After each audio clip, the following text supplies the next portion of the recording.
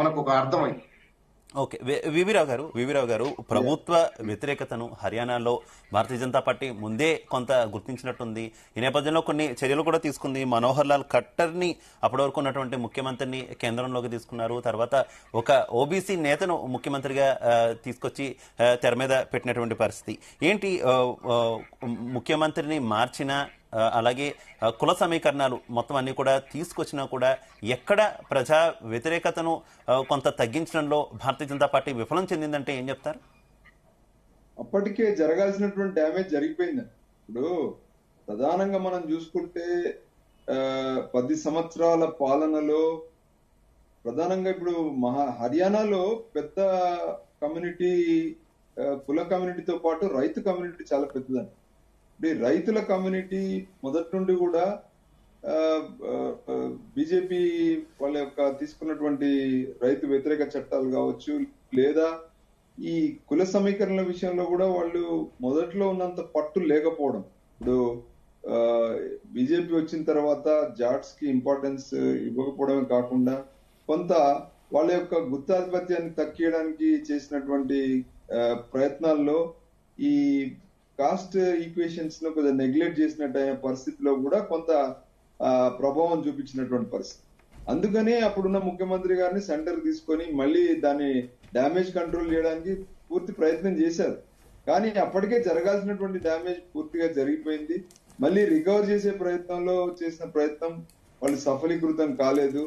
ప్రధానంగా అక్కడ రైతులతో పాటు అక్కడ almost majority of the families లో రైతులు ఎలా అయితే మెజారిటీ ఉన్నారో, నెక్స్ట్ అక్కడ సైన్యంలో ఉన్నటువంటి పరిస్థితి, ప్రతి కమ్యూనిటీ నుండి, ప్రతి ఆల్టర్నేటివ్ ఫ్యామిలీ నుండి వీ కెన్ సీ ద వీళ్ళు అయితే వాళ్ళ విషయంలో కూడా ఆ చట్టం ద్వారా యాంటీ ఇన్కంబరెన్స్ రావడం, ఈ రెండు ఫ్యాక్టర్స్ బలంగా ప్రభావితం చేస్తూనే ఇంకో పక్కన స్పోర్టింగ్ కమ్యూనిటీలో మహిళా విషయంలో కూడా ఇప్పుడు ఆమె మీద జరిగినటువంటి ఆ వ్యతిరేకత కూడా చాలా పెద్ద ప్రభావమే చూపించింది. ఎందుకంటే మహిళల మీద చాలా ఒకసారి ఇలాంటి జరిగినప్పుడు చాలా అంటే ఒక స్ట్రగ్లింగ్ గా ఒక కింది తరగతి నుండి వచ్చినటువంటి మహిళ ఒక దేశానికి ఒక కీర్తి ప్రఖ్యాతలు తీసుకొచ్చే విషయంలో తన సపోర్ట్ దొరకలేడం లేదు. పొలిటికల్ పార్టీస్ నుండి రావాల్సినటువంటి ప్రోత్సాహం లేకపోవడం, పైపెచ్చు మీద నుంచి వాళ్ళకి ఒక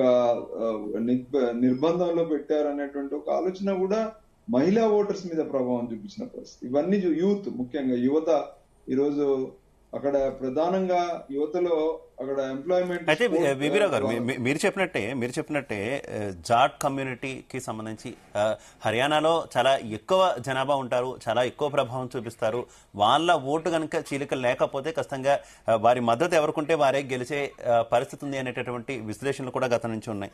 అయితే వారికి వ్యతిరేకంగా వారి ఓట్లు ఎలాగో తమకు పడవను అనుకున్నారో ఏమో భారతీయ జనతా పార్టీ నాయకులు, వారికి వ్యతిరేక ఓటు అలాగే అగ్ర కులాలు బ్రాహ్మణులు కావచ్చు, ఇతర కమ్యూనిటీలు ఓబీసీలు కావచ్చు, అలాగే కొంత భాగం ఎస్సీల వరకు కూడా కొంత సమీకరించేటటువంటి ప్రయత్నం భారతీయ జనతా పార్టీ చేసింది. వీళ్ళందరినీ పోలరైజ్ చేయడం ద్వారా జాట్ల ఓటు బ్యాంక్ ని డామినేట్ చేయొచ్చని కూడా కొంత గెస్ట్ చేసిన సిచ్యువేషన్ మనం హర్యానాలో చూసినటువంటి పరిస్థితి. కానీ ఎక్కడ ఫెయిల్ అయ్యారు అనుకోవచ్చు?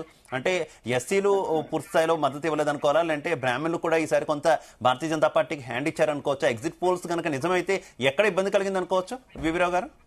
అంటే ఇప్పుడు నమ్మకం కూడా ఉంటుందండి. ఇప్పుడు ఒకసారి అవుట్ రైట్ గా జాట్స్ బీజేపీకి సపోర్ట్ ఇచ్చిన తర్వాత, వాళ్ళని నెగ్లెక్ట్ చేసిన తర్వాత ఒక నమ్మకం ఫ్యాక్టర్ అంటే అక్కడ స్ట్రాంగ్ గా ఉన్నటువంటి సమీకరణల్ని వాళ్ళ గుత్తాధిపత్యాన్ని తక్కియడానికి బీజేపీ చేసిన ప్రయత్నంలో ఒక నమ్మకం ఫ్యాక్టర్ అనేది ఉంటుంది. ఎందుకంటే వాళ్ళ యొక్క చాలా కాలం నుండి అంటే హర్యానాలో దాదాపు స్వాతంత్రం వచ్చిన తర్వాత ఎస్పెషల్లీ ఒక 1970-80 శతకం నుండి రీసెంట్ ఎలక్షన్స్ వరకు కూడా జాట్ కమ్యూనిటీ యొక్క ప్రభావం ప్రతి ఎన్నికల్లో మనకు కనబడింది.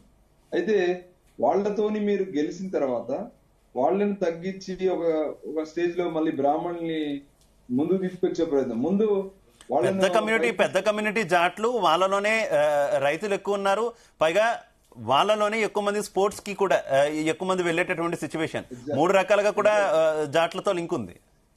ఎగ్జాక్ట్లీ అది అది అది అతి ఓట్ బ్యాంక్ లో అతి ఎక్కువ శాతం వాళ్ళదున్న ప్రభావం ఈ రోజు ఎలక్షన్స్ మీద స్పష్టంగా కనబడతాం.